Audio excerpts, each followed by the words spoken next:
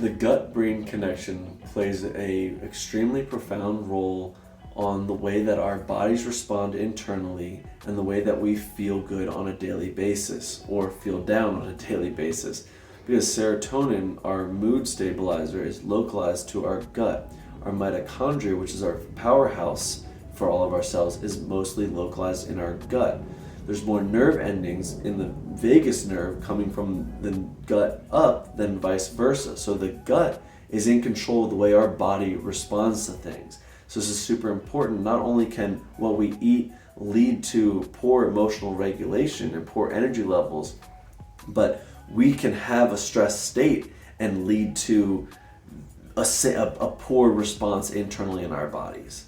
So the reason I'm explaining this is because what we eat can cause leaky gut, and that can cause excess inflammation, chronic inflammation, that can lead us to hormonal dysregulation, metabolic dysregulation, and the way that we get stressed about things in our lives can also have that same triggering effect.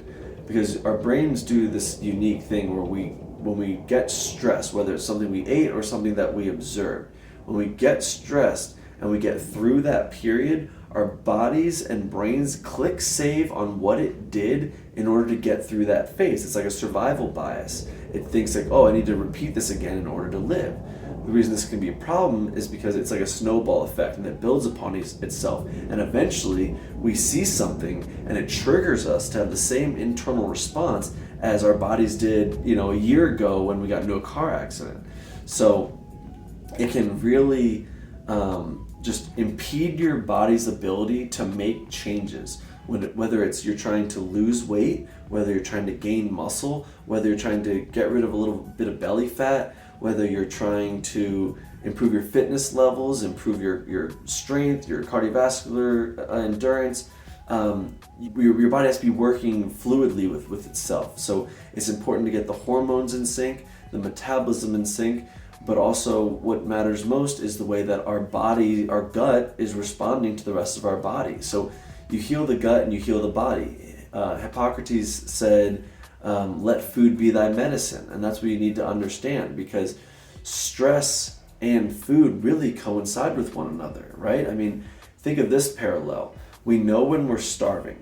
We know when we're completely depleted, right? You know when you're completely exhausted and you need to lay down. Or you know when you're completely starving, you need to eat.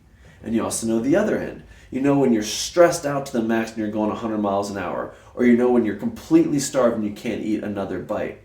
But what we need to get better at is understanding the parts in between, so that we can have better sensitivities and more autonomic response to, I'm a little full, it's time to stop eating before I get too full.